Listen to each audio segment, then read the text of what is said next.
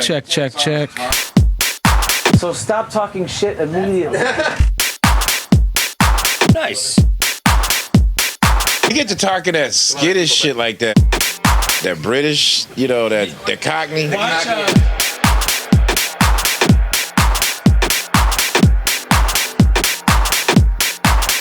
Amsterdam shady. Amsterdam was pretty shady. The spot where we stayed was pretty shady. We got it like the day before. Here's how I can describe this. You ever play Grand Theft Auto? Like you go there, there's like a bunch of thugs like speaking like Russian. And that's how the was when we showed up. It was like a dude in a puffy jacket, bro. He looked straight out of Grand Theft Auto 4. I believe it. I was like, if we leave with both of our kidneys, we're gonna be successful.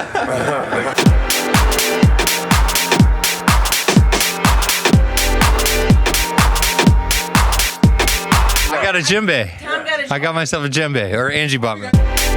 I know the dude. That's all you gotta do, man. That shit all day.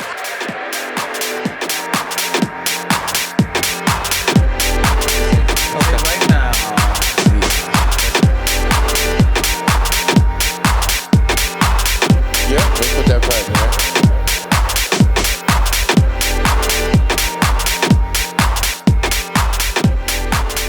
Hey guys, I'd like to introduce you to our special guest for today. We have on the board DJ Seoul. How you guys doing today? And T. Linder from Detroit Techno Militia. Oh yeah. Hey! See? Yeah. That's all I'm saying. That's it. Yeah. We got the level set.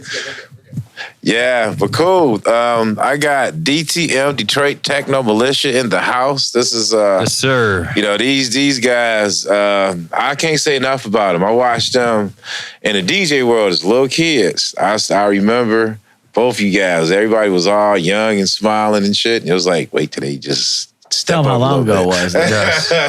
Now, we ain't gonna say how long because that makes me even older. Yeah. But I'm just gonna say I was going to say we got some good teachers in this town, but he's not that much older than us. But yeah, it was good seeing you guys, just go through the whole decades of shit and held it and made it happen. Just, you guys still holding it down. You know how it is. Not many people come through. People come and go and fall off, and some people keep it moving. But yeah, let me ask this. How'd you guys start? Well, both of us started in the mid-'90s. Both of us playing house music mainly, and with a little bit of everything: house music, techno, electro, hip-hop, but mainly... Whatever it took, right? Yeah, whatever it took to rock the party. Did you guys start together?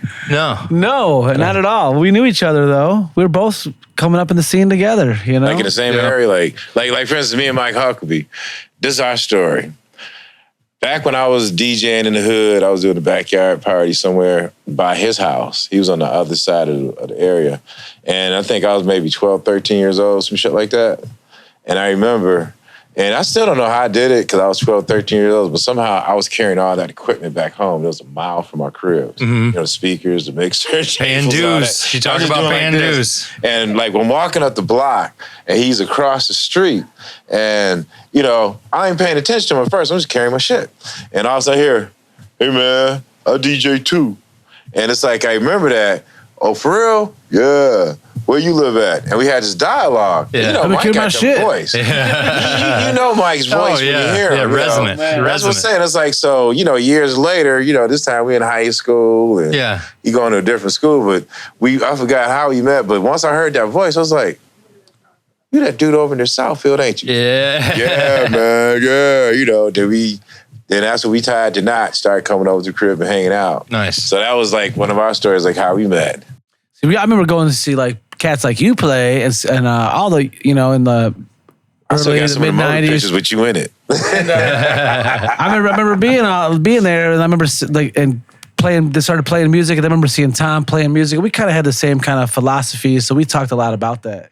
Yeah. Out of all the jocks that were coming up, me and Tom, like we would talk a lot. I remember me and him would talk a lot, but we didn't come up together. It was more or less that connection through the conversation. Absolutely. Yeah, I was living like when I started. I was living out in when I was in college out at U of M.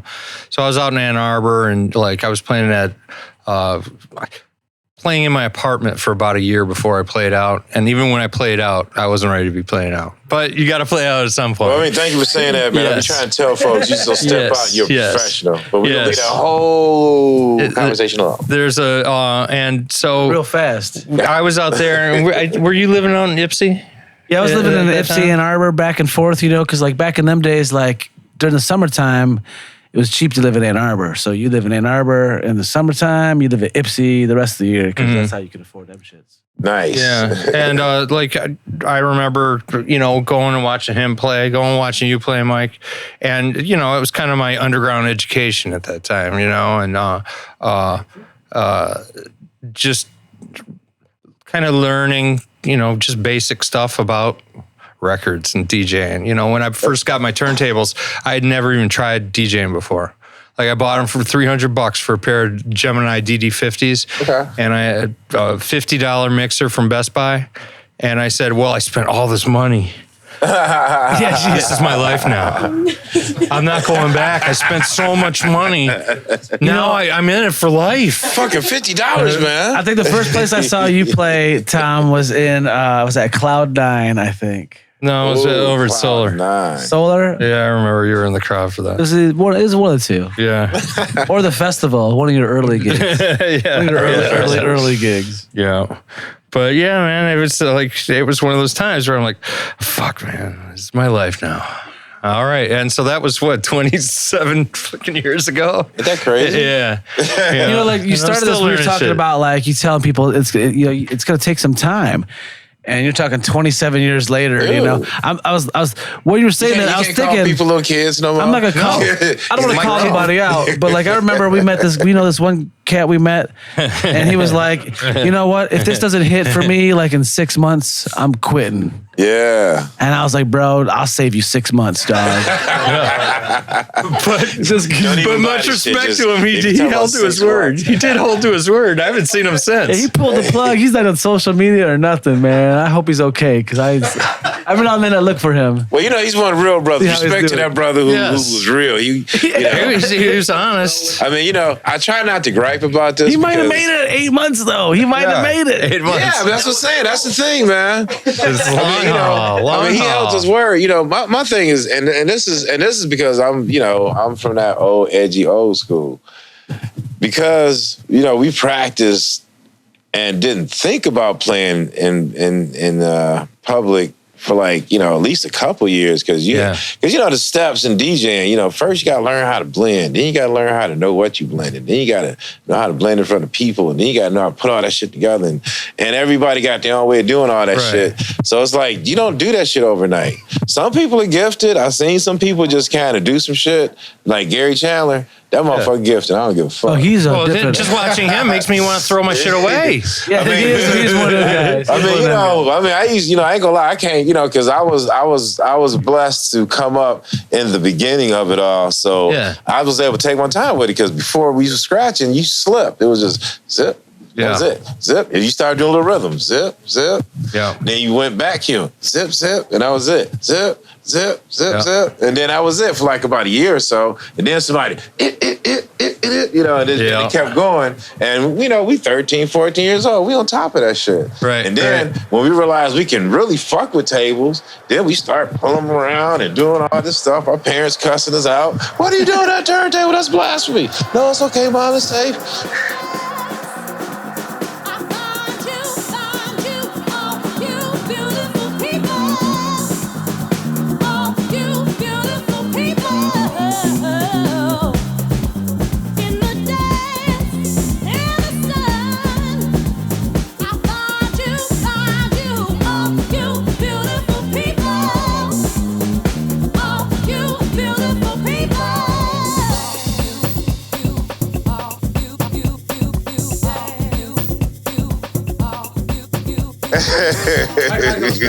Disco scratch. We remember you scratching like a mother. That was my thing, man. I was a turntablist, and I loved it.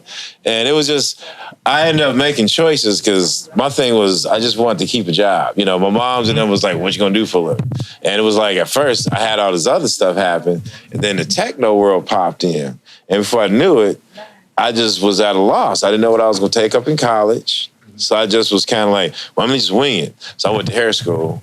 So I could just do some shit. At that time, a male hairdresser was so rare. That was a money banger instant. Right. So I went. Matter of fact, well, I need a haircut. You should be able to do. We can do a different podcast over here. Oh yeah, we can do it at Mike Clark Barbershop in here. Yeah. I cut hair on the outside, but yeah, that was the thing. I went to hair school, and while I went to hair school, that was when me and Mike Banks hooked up, and everything started making more sense to what I was doing at the time, because it just leaned more and more into the music shit. Right. I had this thing. I wanted to either be Jim Kelly or some hot ass producer DJ, and really the producer was way late, because even during the time when the drum machine revolution, you still wasn't thinking of producing. You just had a drum machine and you was making sweet ass little beats at your party, put them on your mixes, and that was all you cared about. Check these tracks out. Yeah. You was not thinking about putting shit out. That's just way over our head. We just got drum machines. That's it. But it just all started making sense. It's funny you say that, because one of the first conversations me and him had together, where we decided we were cool with each other, was like, bro, what you want to do? we were both like, bro, we want to put out records. You know what I mean? Like, I want to put out my records. What year was that? We ain't giving out ages. We just saying this. That was like 1998. 98. 97, 98. Yeah. Maximum. I was still in school then. And so, 98. I remember I was drinking beer. It was at the Blind Pig in Ann Arbor. Yeah, that was the end. I was leaving Motor at that time. And you know what we've done since then? We've made some records. There you go. Made a couple records. DTM was born. You guys not only did a lot of records, man. DTM came up a little later. Okay. That's when my beautiful wife Angie. She wasn't my wife at the time. She was my girlfriend. I remember that. And she came up with an idea where she said, we were sitting on the couch in my old apartment in Inkster, and she goes, "You know what, Tom? I want to make a DJ crew." I think I remember you was in Inkster. Get all the ideas. And she said, I was still with Underground Resistance. She still got all the ideas. And she said to me, she goes, if we just go and we support each other at our own shows, we can make something happen. And still be more people than when we play now. Yeah. And she goes, "I want to call it Detroit Techno Militia. Are you in?" I said, "Yeah, I'm in." And so we went from there, and we established a group of DJs and artists. And that was like in 1964 or something. 1960, like that, right? Yeah, it was the Summer of Love. Because I came much later. Stairway to Heaven was on the radio. Yeah. Oh yeah. Beatle came later. First came got shot. Well, there's the first wave, there's a second wave, there's a third wave. And then Disco Duck came out, and Mike Clark was playing that out as much as he could. The Holy Grail. That was before Benny Hill. People don't believe it. That's a fight. She said Disco Duck. but yeah, so and then Bill wasn't in the crew then, but we were still close with him, and I ran into him at an Underground Resistance show at Alvin's, and we got talking. I remember that. That was the Interstellar Fugitive show. Remember that show? Oh, wow, yeah, okay. So that was the 90s, right? Early 2000s. But I think it was 78. I was long gone. 79. Yeah, I was long. By the time I was like, I'm out. You were probably at the show though. But yeah, so anyways, Angie and I talked about it, and we ended up talking to Bill, and I tell you where I was like, I thought I met you. It was in Lansing, and it was at the Juan Atkins show, and you guys were like doing so much stuff, and I was like, I need to be playing way more than I'm fucking playing right now. And I was like, and we played it. You were there, and I was like, I want to be part of the militia, like big time. And you were like, for real? And like, well, maybe I'll get back to you. And I was like, sweet, bro, that's good enough for me. Yeah. So and that's when we connected. Yeah, and like right around that time, we originally started as kind of just a DJ and artist collective, and we weren't really looking to be a like record label putting out records, but we were working very closely with Lou Robinson and BJ. Amazing. With when they were doing Crate Savers Records, and they kind of offered us an idea to start putting out our own stuff on a label as a sub-label of Crate Savers. And so, yeah, that worked out really well, and I got so much respect and those two guys thanks. separately have such a different sound but are so amazing, you know. That's how the yin yang shit works, man. Yeah, Polar opposites go around each other. They just, you know. I don't even know if they work together still, but I really have at that point they were helping us, and I learned a lot. Yeah, I think polar opposites sometimes work. The Surgeon was there. You run into each other, you do the same shit, but if you do the opposite, you stab each other's way. That's a really real shit. Great way to do it, you know. That's real shit. And so Bruce Lee over here. We ended up just starting to we started putting out records, and we still aren't a traditional quote unquote record label where people send us demos and we put it out. I love that term collective because it's true. Yeah, it's more I joke around. I'm it's you guys got how many fucking members? It's 1,000, bro. Yeah, man. Yeah, you got a shirt, don't you? You got an official card. You got a shirt, don't you? I don't have that one, but I had one a while ago. Listen, everybody, there's at least 1,000, if not more. I believe it. But man. Officially, there's 13. I saw the movement letter, dude. It was just he got this magazine called the DTM Movement Cult Letter. Listen, you know what I mean? You're in it, bro. You're in it, bro. It might be 10,000. It was P.O. Boxing out in the country. Yo, back in the day, people used to send in pictures of them taking it in front of in pyramids or in front of those DTM. How many shirts do you think you sold? 10,000? 100,000? 100 million? All of them. 20, you sold all 25 of them. shirts. 25,000 shirts. 25,000. There's 25,000 people. Well, we've been around for we sell at least 100 You're in. years. we sell at least 200 between 150 100. And she's like, what? And we've been around since 2000. We've been making shirts since 20 years. It's our 20-year anniversary this year. 2002. So this will be 21 years. Well, you know, figure out. Yeah. I don't know. Well, when you do anniversaries, you can pick whatever year you want. Yes, everybody's old enough. Yes.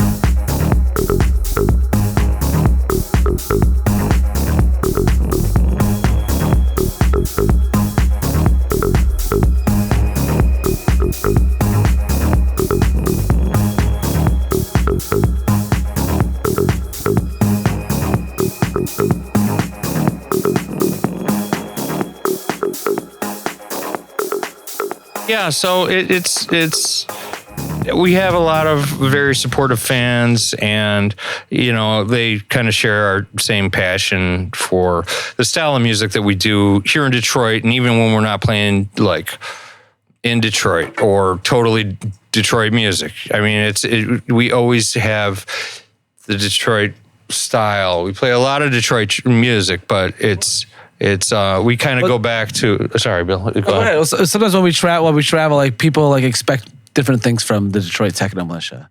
Sometimes they expect Detroit Techno. They expect, you're gonna be like Derek May and and Kevin and Juan. They expect the original Detroit, first wave type shit.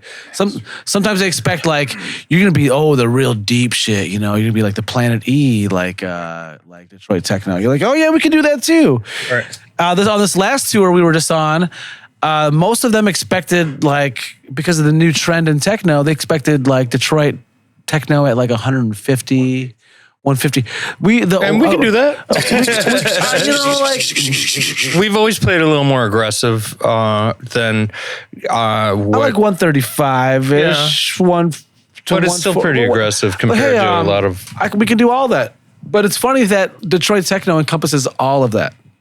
And I mean, Detroit Techno Militia even encompasses even more than that. We went from, you like I tell people, like, it was 3 things that we had. Like, one, we use the term progressive in a different way.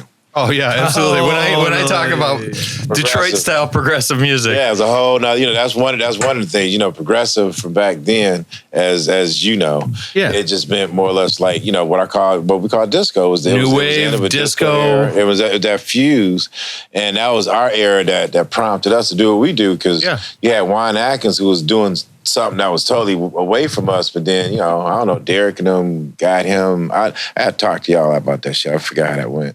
But, somehow Juan and Derek hooked up, and then after Juan and Derek hooked up, this was before college. Mm-hmm.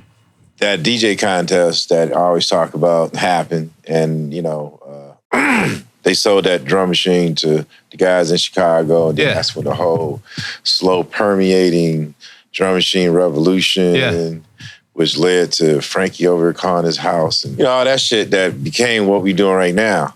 And it's just as interesting, especially during that period, because, I love the fact that we're all alive. Yeah. Everybody has done some parts in the actual history that, we're recording this because who knows, like. Well, that's the reason why. That's the reason why I'm recording. No kidding. You guys are part of beginning history. I remember. I was doing my underground resistance stuff, and I started seeing you guys coming around, and I just kept seeing y'all. And that was the thing. When you kept seeing people, you saw who was sticking around, who was going to be there. Right. A lot of people have come and gone. Yeah. To me, I was like, if you can last realistically 5 years in this business, you got a chance at stepping into the world. That was my, I'll tell you what, if I don't make it in the next 6 months, I'm out. All right, man, we got a contract to sign for this right here. Your new husband. Really learn what people are in it for. Like, right away when you meet people in this industry, you know what I mean? And I tried to fight all those. I swear to God, y'all, I tried to fight those guys off to do it for the love. Listen, we use those people. Come on, man. Like I understand what their goal is. It ain't the same goal, but hey, they could do it. I don't care what they're doing.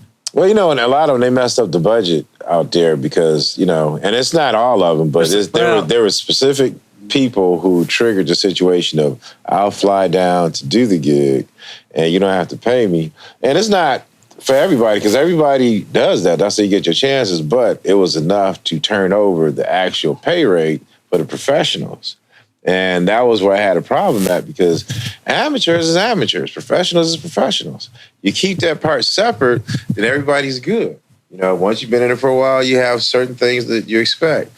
That's but why if you we just try. stepped into it, we try to deliver a different style of show than you can just fake on like the thing. That's why when we go take on tour, it's not even something like, you can't just be like, okay, that's like our club is going to do that for less money than you guys can do it for, kind of a thing. We don't even charge a lot of money, but like, like you ain't gonna see somebody on 4 turntables or like the other stuff that we do, like which even like it's worth a serious price. We're doing 313 the hard way on Sunday during the festival, so we're not going to compete with your event. That's 313 the hard way is my boy here, DJ Soul, my other boy, DJ Psycho, and myself on 3 mixers, 4 decks, like 2 in the center and then 2 outboards. And if anyone wants you might have seen the boiler room. Yeah, that there's we did. a boiler room mix that we did a few years ago. That was ridiculous. And nice. I'm gonna check it out. Yeah, and it's controlled chaos. It's so like it's all turntables, and it's we don't practice for it, and it makes it even more fun. I love that. We just kind of we flow. Yeah, We all with kind of each know. other. Like I know what Desi's gonna play before Desi plays it. All right, Yeah. like I was like me and Gary Chandler like that. Yeah. Right, totally. I did a party and they witnessed it. Me and him, we haven't played in years, but it was like New Year's Eve, and they had us together. And who was it? Was it him on there or me on there? One of us was on there. You guys ended up just playing back to back? Right? Yeah, we just started doing that shit we used to do back in the day. Just fuck with each other's rhythms and scratches and all that. And it was crazy because it was as if we never stopped practicing because we just... Well, yeah, you've both been in it so long. It's like everyone says, "Well, it's like riding a bike," but it's more like It's spiritual. well, yeah, it's Riding a very shitty bike. yeah, It's a little bumpy, little Bro, bumpy. they hand us The wheels don't always work out one of just the- right, but you make them work. one of the you gigs know? we played at. We need 4 turntables, and I guess in some cities they don't have 4 turntables, right? Okay, we had an Audio Yeah, Technica man. at one of our gigs. Yeah, an Audio Technica. Nice. Yeah, I don't know. Do they, I got do they make piano it? key Do they cassette make it? deck. Pause and stop stories. Whatever. So. I don't, it might have been okay, but I remember I saw it was a tan colored turntable.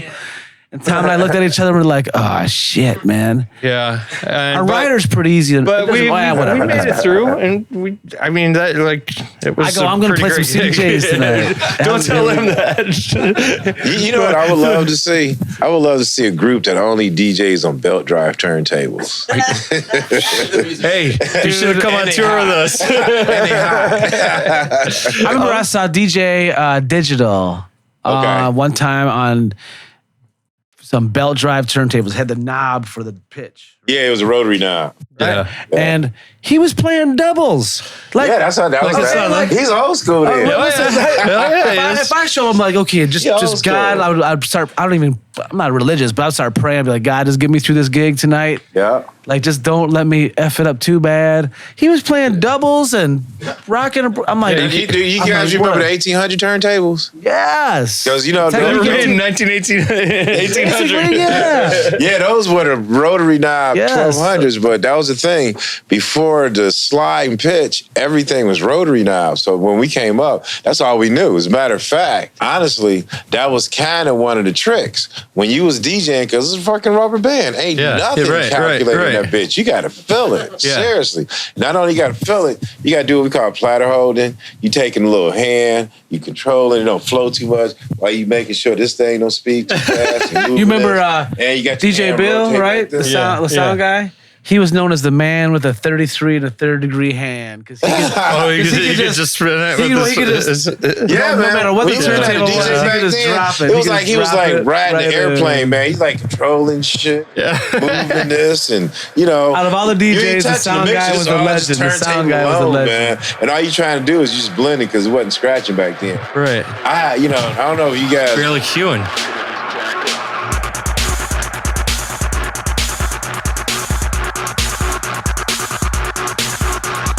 How's that? When you panty, pal, plugs in your liver, plugs in your liver, pal.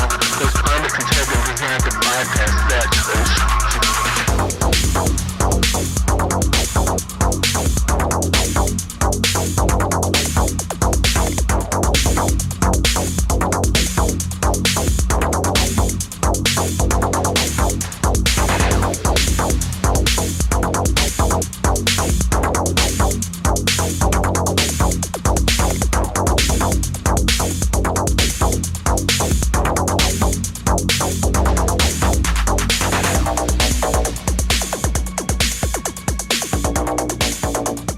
Did you guys hear that tape I had back in the 84? I would love to. No, I haven't. What's the name? He found it. Josh Creeley. Oh, yeah? Yeah, he found it. He sped the fuck up out of it. I had to slow it down. But yeah, I give it to you guys. It was a 1983 mix. Oh, I'd love to And hear this that. was like the damn. How old were you in 1983? Math time. 52?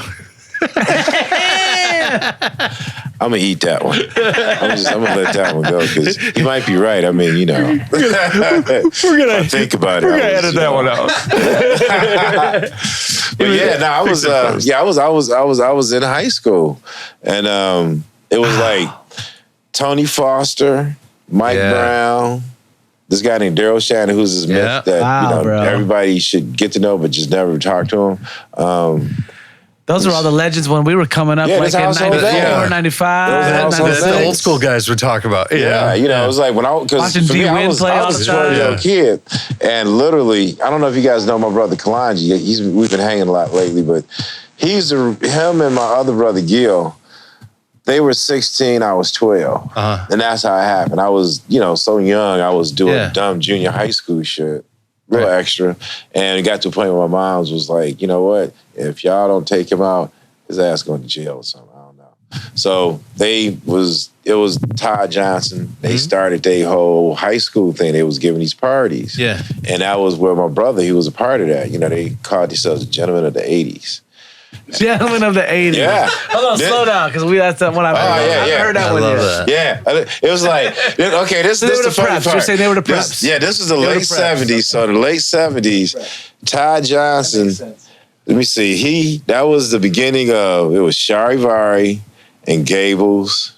Direct Drive. Yep, Direct Drive was the name of the DJ group. His cousin Hassan, and I'm gonna have him on the interview too. So we're gonna put them together. I've been talking about that. Gentlemen of the 80s, Direct Drive. My brother had a group called Gentlemen of the 80s, and they was giving Members of the parties House? Was Members of the House part of that? Nope. Now, here's a funny thing about that. Mike, and this was like a couple years later, but Mike Banks, he was doing the band stuff. Yeah, right, for sure. Because that was how I met. Mechanics. Disco music. Yeah, because see, by this time, my brother Kalanji had left Playing the the whole bass. dance scene because he graduated in 1980, so by like 82, 83, he was on some other shit. The whole new wave thing happened.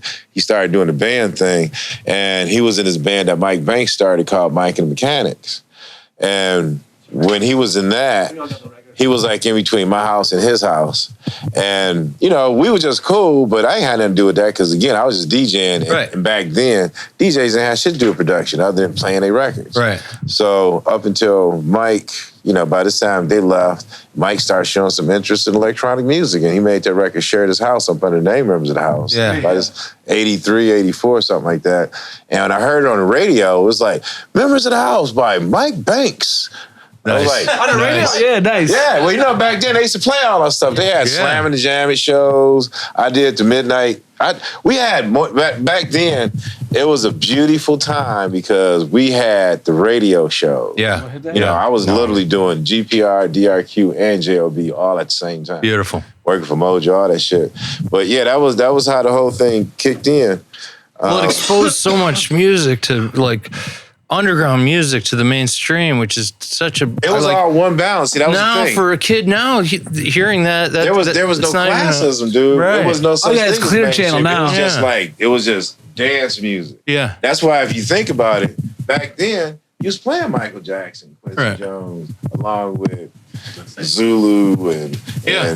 because it was just if you was in the dance, it was the way you did your shit. Yeah. And you could be a jazz artist, you could be a funk, you could be a blues artist. If you got some dance shit, you in the market. And Right. and the dance was from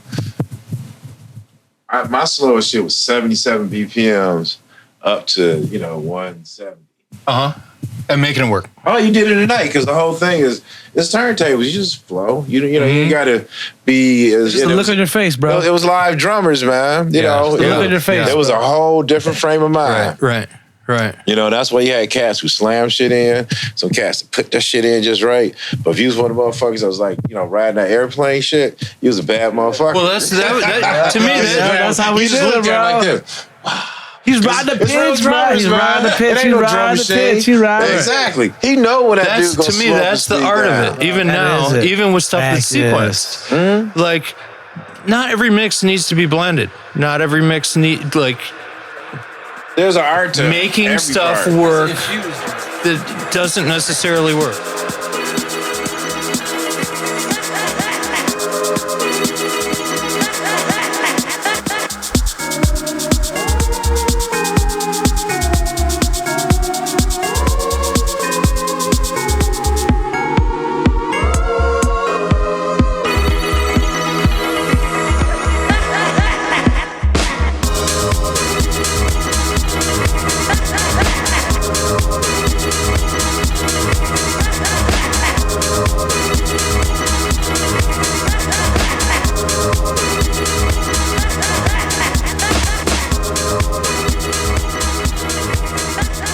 What's crazy is that all the same records we're talking about that we're hype about back at those and that are clicking. We're talking about memories right now, right? Right. And all the same records you're thinking about, remember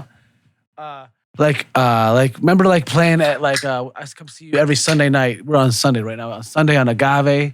Oh, the guy was Agave, Sunday nights, bro. Yeah. I'll go there.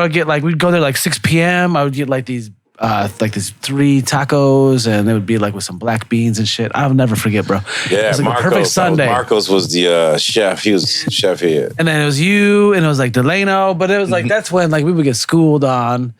Like what were the classic like Detroit style house music, not like Detroit house music.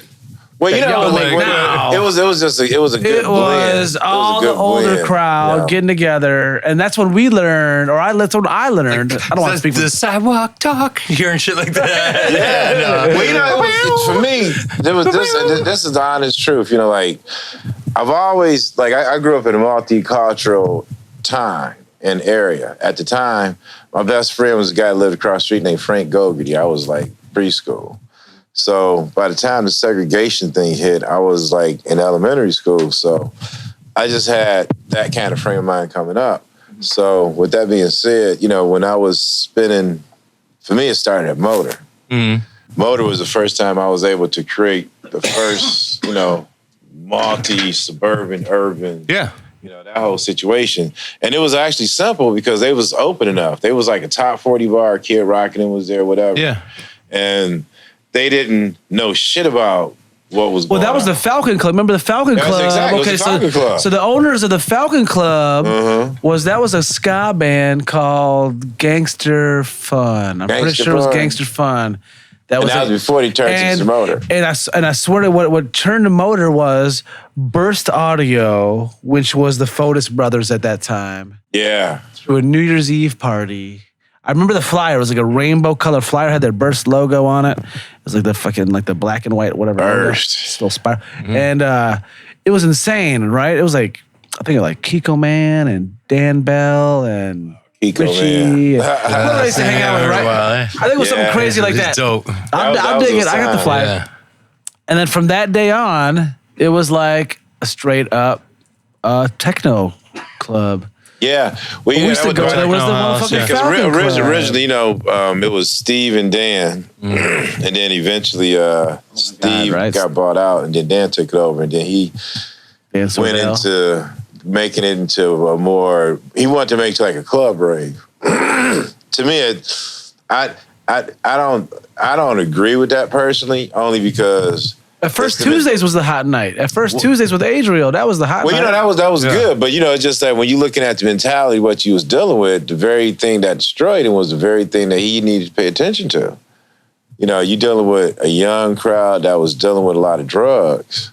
And when that happened, he was so focused on just trying to get that crowd in that club, he wasn't paying attention to who he's reeling in. And next, you know, they're still riding on that top 10 club in the world rating and Motor or something. That club got top 10 before it got turned into a rave club. It was rave club was a whiplash part of it, but it was a simple fact that it was a bar that was kicking out Kid Rock and Top 40 that converted into a place that the Suburbans that was hanging out there dug, which allowed me the ability to invite my friends from Detroit. Yeah. And then that fuse kicked in. The Urbans and the Suburbans came, and then at that point, you had this cool-ass fuse. Everybody was good with it. Yep. And then I took them to the New Music Seminar in New York. Mm-hmm. That was before the... I took them to Miami to the Winter Music Conference. I took them there, and that's when we started having a special guest. And that's when they started getting to know it. But, you know, it was a good thing and a bad thing at the same time, because at the same time, we started building it up, and it became like this dream come true club. Yeah. Just like everything, you know, minds get a little too ahead of themselves, and they don't think team anymore. And then they start becoming more personal. And more about to join now.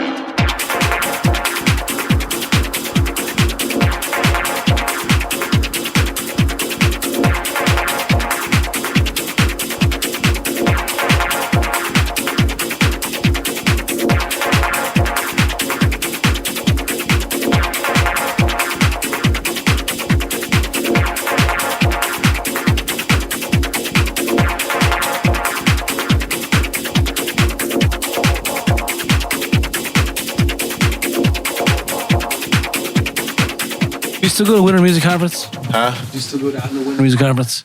Nah, I mean, I want to, but it's like, you know, That used to be run by Detroit bugs back in the day. We gave it. Like, it was that was like serious Detroit. It was like this, like the history with that one was interesting because it was a spawn of the New Music Seminar, which is in New York. And the thing what happened, the Winter Music Conference became a Winter Music Party. Yeah, it changed ultra. everything, because originally, all up and down Collins Avenue. This respected, I remember, with the New Music Seminar and the Winter Music Conference. Like if you'd have went there for the actual conferences, you'd have got a chance to meet, talk, and connect to any head of any major label, TV show. Yeah. Because that's how I got my shit. That was because I was meeting all these cats from here and out of town. So when stuff started happening, that's what it was. It was an actual conference. Dude, it was like Louis Vega that was doing electro. It was at a time where we, it was before house, so we was just all little kids looking at each other like, wow, you from New York. Wow, you from Chicago. Y'all from Detroit. Yeah, you from LA. And we was all like barely touching each other, but that whole thing. But you're still connecting with each other. Yeah, because we'll see each other every year, and that was our connection. So we were there 15 years ago. Yeah. Imagine what it's like now. I mean, I was happy that like Newmark. I can't remember my man's name. Please forgive me, but I developed a relationship with Newmark at the time. This guy, he would talk to me from time to time, and I remember one time he called me up and was asking all these questions about a mixer. What would be an ideal mixer? And at the time, this would be before the 3-4 turntables, before the digital. It was before digital, and I just said ideally. Because at the time, the round knobs were the club type shit. Yeah. So I was like, well, if you had like a big 4 turntable rotary club knob with a send button where you could put like your effects on there, that would be ideal because now you can plug 4 turntables and all that. Well, he saw the tech side of it, so he asked me all these tech questions. Yeah. And dude, I swear to God, he mailed me that fucking mixer. Beautiful. I think I might show this to you before it's around. Yeah. And, I never, because I can't remember now, but I want to say it was customized for me, but, it got to be like an official. Well, you have your input on it, and that means more like, it does. It does. It was that, that was my input on anything, and, oh, hey. Well, thank you. I mean, one thing I can tell you that, like, speaking of the New Music Seminar, that you guys can be proud of, because I am, was how the story went. When I was with Carl at the beginning of the festival, I was in charge of all the after parties. And it was because I did all the residencies down. I lived downtown, so I just knew everybody. So it was easy for me to go to all the bars, all the clubs I frequent, and new cats coming in. Right. They wanted to do something afterwards. And it was like, yo, if you guys are interested, we can set you up with a sound system. And I got some cats who want to come in, they just want to play. And I did that shit, right? Yeah. So in Miami, there was the same type of situation. Right. New Yorkers and a lot of the other people, they were more or less dominating a lot of earlier parties. They had the money, they had the connections.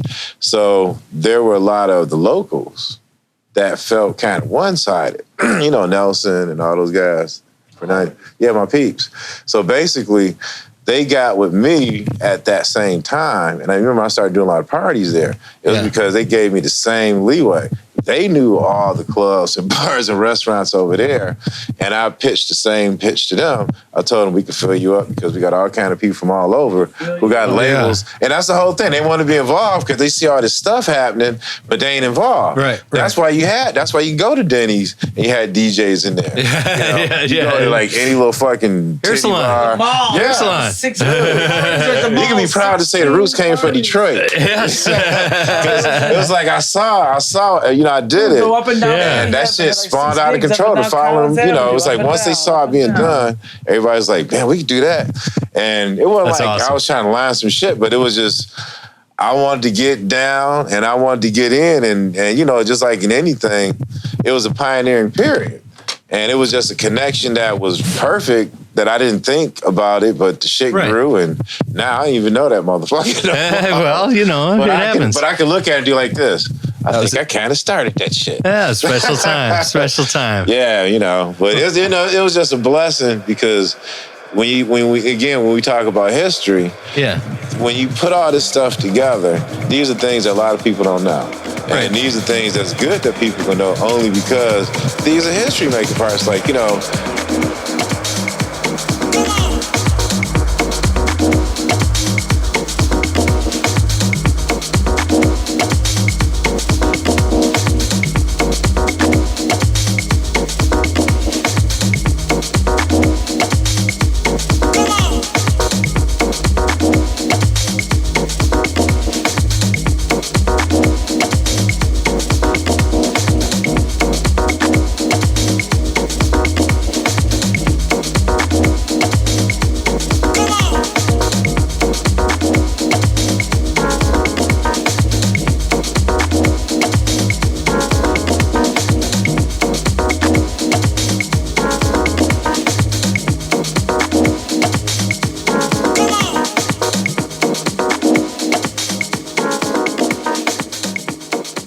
no, you guys did some history making parts, and by all means, if it's some stuff that you know that you guys did that helped or was a part of, please speak on it, because again, you know, that's what this interview is about. You know, what, you know, contributors, past, future, present, you know, things like that. Well, one of the things that you know, I'm most proud of with our crew, our collective, is now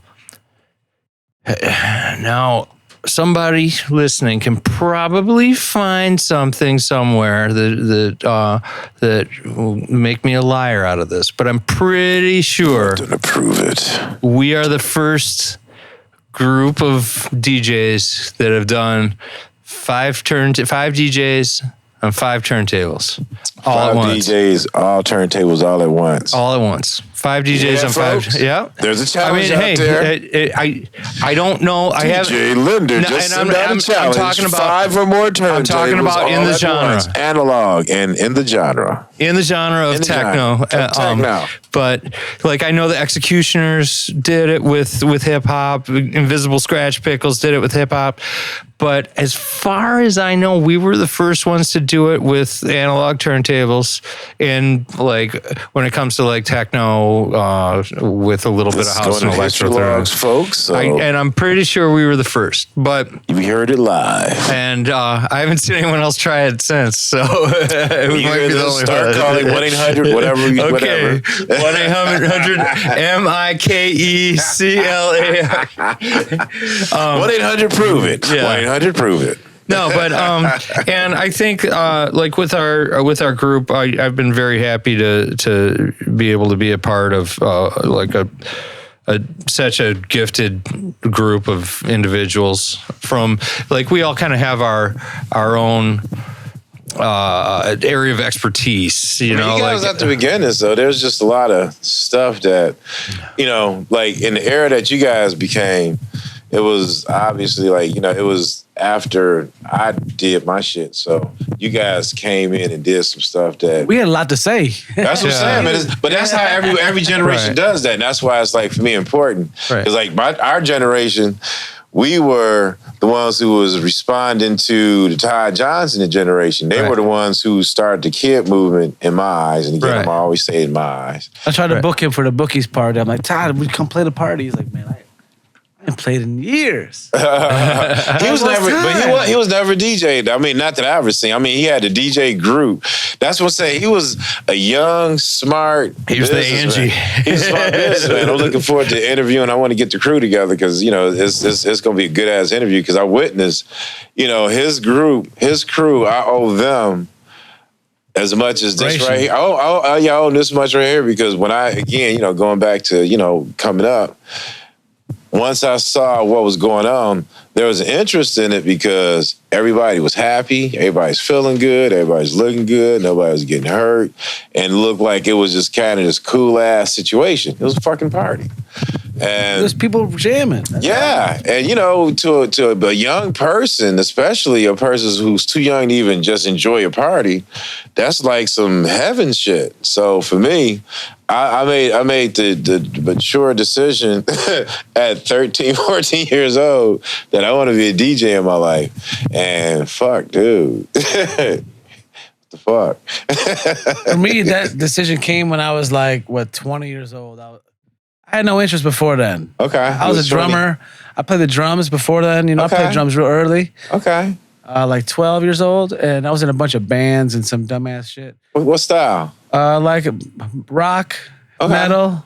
Okay. I had a 9-piece Pearl Export, bro. Like Nice. the band, my band hated me because it took 3 carloads to get my drum set to the gig. You want to hold them up, Bro, just my floor toms alone was like one carload. Like zillions or something? Oh my God. It was like, no, it was Pearl drum set. But I had a bunch of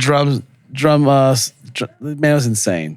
Oh, hell yeah. You got some pictures that was when I was getting, oh, hell yeah. Yeah, man. Long Send hair. some of those, bro. Send some of those. Fuck yeah. And then, but then when I started going to parties, man, I'm like, I'm going to be a DJ. And what year was that? 94, 95. Okay. And then got some turntables. I told my dad, I said, Dad, I need some turntables, bro. Man, I did the same shit, man.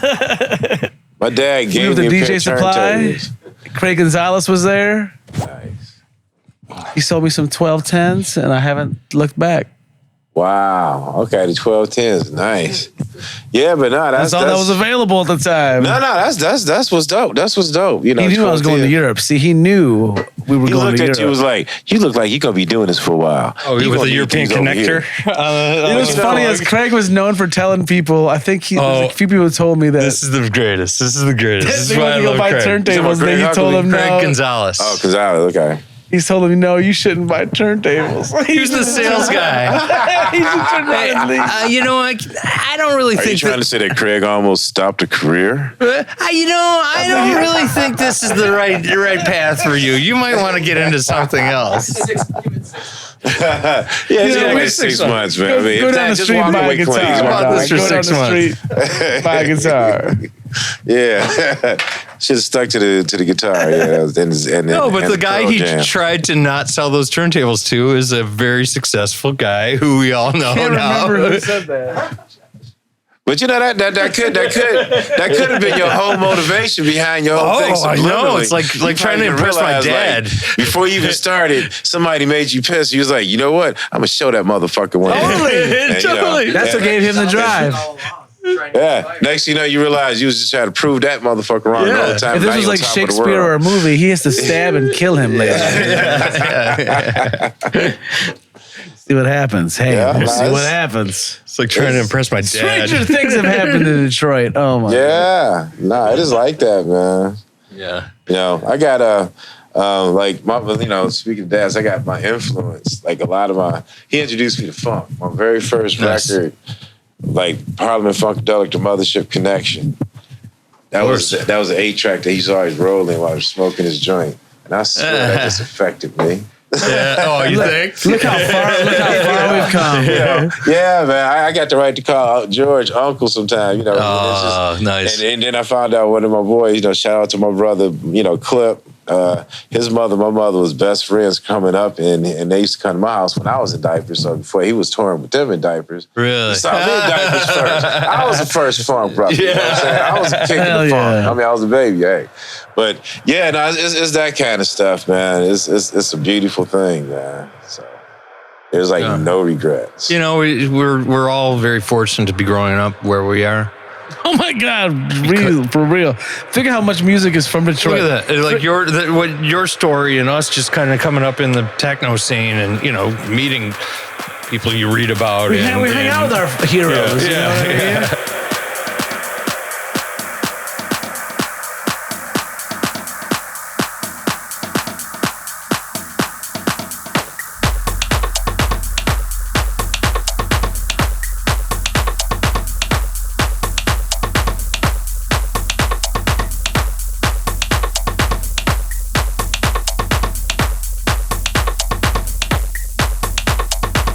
Sound of blackness with a futuristic feel. Combat illusion. Confusion. Misdirection. For a people in need of protection and perfection. Time to get it straight. Time to activate. But yeah, we don't even think about it because it's hard to gauge when you're a person that people look at. The only thing I got going is like, yeah, I've been doing this since I was a kid and I can't fake it. Right. I've been like active since high school because that was the age. Me and Al Lester, he was a year before me, so he started a year before me. But we were like those little kids that Todd and them raised up. Was sneaking into parties. Bro, and Al's they a showed us legend. some shit. He just sold me some records the other day up at Spotlight. He's always had that enthusiasm. I'm talking like since junior high school. Really? He was in his Get dance down behind group. the turntable. He was in his dance group called TNT Dancers. I don't know if you guys know about this history. I remember You guys that. know about this history? No. All right, check it out. All right, check it out. Now, just so you know, this is the whole history of a lot of this shit. Everybody was dancers first. Right. People like Ken Collier, who was way older than us, they was already like 30 years old or something. They were the ones who we listened to. Meanwhile, it was all about being dancers. We had Maurice Malone, people making their own clothes. Yeah. We had this, that was our type of thing. Well, it was before hip hop shop. It was, because before he was doing hip hop, he was doing house. That's how we connected. He lived in Oak Park, and Mark Kitchen, Mark Kitchen wasn't even there yet. But it was a crew of us. It was a crew of us. Mike McConaughey, Maurice Malone, this guy Jeep. There's a bunch of us. Basically, we used to hang out in Oak Park, and what we would do, we would give parties, and he would have like the clothes that he made, Maurice Malone wear. Yeah. People like Sachiko was one of the models, and just like, we all owe. It was like a lot of our people from back then. And that was the kind of thing that we were getting into. And like Mark Kitchen, it was Maurice Malone's cousin. He was a rapper. I was a scratcher. Mark Kitchen was playing the keys. It was probably the worst record ever created on earth. I mean, it made no kind. I think. Hey, Discogs, where you at? Where you at, Discogs? It would never be. It's like I think I even burnt that record when I heard it because it was just like, ooh, what the fuck? Yeah, all it was. What's the name of that record? It was like the 80s, man. Yeah. You like this. Yeah. Of course. So it's all these crazy periods, man. But, we were trying to, like, okay, Derek and them were a strong catalyst to bringing out the more production side of us. Okay. Because when we were coming up, basically, Todd Johnson, he had the whole place sewn up. Everybody who was giving parties was a part of his shit. They needed his sound system. Yeah. There weren't that many people who was into it. And I just so happened to luck up to be a part of that. I used to help them clean the system up, and then I just wanted to be a DJ. And I was able to look at good people to learn from, and I was able to draw from there. But not everybody had that. But, again, Derek and them didn't have that. Mm-hmm. They were trying to get into the scene. So all these other new DJ groups was popping up trying to prove themselves worthy, and they were no different. So when I first met Derek, I think I was like, it was almost similar to Mike Huckabee. I was at Northland at Realistic, Radio Shack, and I was looking in the window, and just like how you could tell Mike Huckabee, I heard somebody say, "Hey, brother, you should get that mix over there. That's probably the best mix you get." And that's when I go with. And I didn't even look back there. I was just like, all right. And we just kind of conversing. I was like, all right. And like just years later, I'm hanging out with him. Todd Johnson. No, Derek May. He by this time, he's forming that group Deep Space. I don't even think Juan was in it yet. It was like Eddie Folks, Blake Baxter, Mike Grant. They all went to Henry Ford. We all went to the same high school, so they were part of his group. And I was younger than them, so they used to fuck with me coming up. Like Mike Grant and this guy named Tim Mitchell. They would do shit because I think I was in the 10th grade when I was trying to get my little, hey, y'all, I can spin, that kind of thing. And they were the ones that was running the show at the time. And what I remember, was when I was spinning, they let me play at the basketball gym shit. Yeah. And they would do shit like they would act like they touching the turntable, but they don't. And they'd be like doing stuff in my ear. So they was trying to break my concentration. Because remember, this is belt drive days. Yeah, you're being And hazed. it's like live drummers. Yes. Hazed the fuck out of me. I learned how to do like this. Fuck the motherfuckers. Yeah. You know? Yeah. So it was just this whole thing that happened. And it's like, you know, we was all cool. We all hung out. But at the You're same being time, initiated. yeah, you know, they was breaking me in. Right. And again, while that was going on, I knew Ty Johnson from my brothers and them. Yeah. So I came in, but I was working with them. And while I was hanging out with these guys, they joined Derek and them. And I just went with Ty because at the time it was like, you know, everybody was trying to be a part of some group. Yeah. And I didn't know none of them folks, man. Where I come from, you know, it was all this popularity shit. And I wasn't part of that program. You know, Right. you watching most Spike Lee movies. A Dark Brother from the Hood wasn't famous. And my big black ass wasn't really cool with anybody. So I had something I had to give out. And once I flipped that card of being a part of that, I literally saw fake people. Gotcha. At age 15, everybody who was looking at me like, who is this? I don't know this dude. You know, he ain't part of our shit. As soon as I had this direct drive jacket on, I had best friends. The girls wanted to wear my jacket. And I knew exactly who the fuck he was just a week ago. Yeah. You know what I mean? Right. Sell those direct drive jackets. Yeah, man, that shit was, you know, that was priceless because, again, I ended up being the youngest and pretty much, I'll say, the last member of the original Direct Drive. Yeah. You know, and I was like in late 80s, so I had the last original Great Jacket. Al Lester was up under Al Heath, who took over Direct Drive from Ty Johnson, so he made a blue jacket. Meanwhile, I was the only one that had a gray jacket. Yeah, so, the silver. that kind of shit. So it was cool because it helped me as popularity was to kick in. But again, my reality was I knew exactly who y'all Still was. riding on that shit now, bro. Yeah, I keep it going. Literally. You got to keep it going, man. Yes. That's just true. You got to keep that shit Seriously. going, man. I mean, because I'll be honest, 6 months. that's all I fucking know, man. Yeah. He knows exactly how long it's been. That's the thing, you know. No, that's awesome. That's incredible. Yeah, that was that, and that's just the story, man. And my biggest thing was, how am I gonna pull it off? Yeah. I swear to God, Yeah. you did do this because he made playing records not only to an art form, not only to a genre, not only to a lifestyle, but it's just beyond.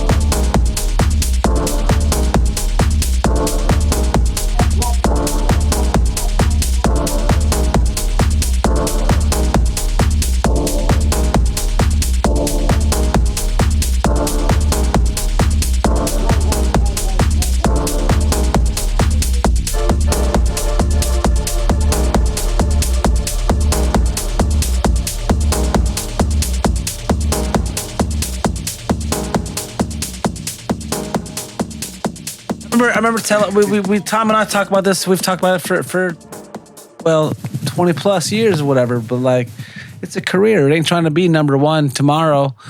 If you're number one tomorrow, you're gonna be number 0 In 3 5 days from years. now, right? Yeah. Like, 6 months. Yeah. 6 months. See, I don't even know, man. I just stay. Just I take just our stay on my time. grind. Keep rising. Keep That's rising. it. You know what I mean? And You know. keep having fun. And I mean, we love what we do, so that's the inspiration to keep Easy. doing it. You know, you don't let go. You slack off, you back off, and it's like, my thing is always have a good goal, and to Danielle and Brandon, Deeper Waters. I always praise them for being who they are. They're part of the newest generation that came in and representing the new generation well. Nice. Investing into the old and all the above. So hands and hats always goes off to you guys. Oh yeah, no, I appreciate you. Listen, I mean, I'm still trying to do it too. And speaking, I gotta leave here in a couple of minutes. I'm going to do my stream tonight. I got another gig I gotta leave for. So you know what I mean? Like y'all doing your thing. Yeah, we got our Twitch show. I do my thing. Yeah, I know. Right after my show. Yep, exactly. Yeah, I should probably swim off of you then. Yeah. We sent the crowd over last time. It was fun. Yeah. Yeah. Sometimes we crisscross. I love it. Wear my shirt backwards. Fuck yeah, man. Take You know the what I mean? crisscross that You know what bitch I and go mean? to the side. Anything you want to say? You got something going on to the future, like some parties coming up and gigs. Listen, it's festival week is coming up, man. Talk about the shows. Talk about It's it. festival month. We're doing the Bang Tech party the day before the festival. We're doing Where's it at? Bookies every year. How long y'all been doing it there? This is the 17th one. Okay. This place has changed venues. Bookies used to be in the book building. Okay. Now it's on its own place on Cass. That's good history, thanks. The place has changed owners. Okay. But one thing that's been there longer than anything is my motherfucking parties. Say that. Right, dog? So we've been there through all of it. So when you check through the history books, you will see that they see through all that shit. They was always there. It's a free party. But yeah, man. Again, I want to thank you guys for coming down. Oh, Mike, much respect. Thank you for having us. Same here, man. Undying respect. Thank you for all the years of inspiration. Like I said, my underground education. I've had the greatest teachers in the world. Man. Like I said, for me, I ran into this shit and just everybody around me was just part of it. I stumbled into some shit that became law that people came into and stuck into and, Thank God and for made that. And, I'm glad that I'm able to talk about it now, Yeah. And, the biggest thing, again, it's the history. At the end of the day, I just want to make sure that no matter what happens with the new Detroit, old Detroit, or who writes what, there's going to be on film and audio a recording of the people who made it happen by them from their own mouths what went down. And that's what it's all about. Yeah. That's who y'all are. Go. Yeah, man. Thank you, Keep doing it. Yeah, man. Much respect. Cheers. Much respect. Yes. Wonders when Detroit powers Techno activated. Militia. Yes. Yeah. Any last words, Queen? You guys all need to get to work. I think there's supposed to be some music after this, right? Get to work. Yeah. Has everybody... I got to stream. Oh, yeah, you got to go. You got to stream. He's staying. He's got his music. Do whatever. You got time, yeah. This is my job. Well, hey, we're going to say goodbye to Brother Billy. Ciao. You got to check him out. For real, if you don't know who he is, all I can say is just check out his stuff, man. His brother let you know what skill sets are. So, Holla. definitely. And he lets you know how to have fun while doing it. I love your screens, man. I'll be watching you do your show. I love it, man. It's that look you have that. Vibrate. Yeah, exactly. This would be right. Vibrate, looking bro. like, yeah, what? DJ Soul Whiplash. Yeah, man. People are like, what are you listening to? I'm like, dog, don't you worry about it, dog.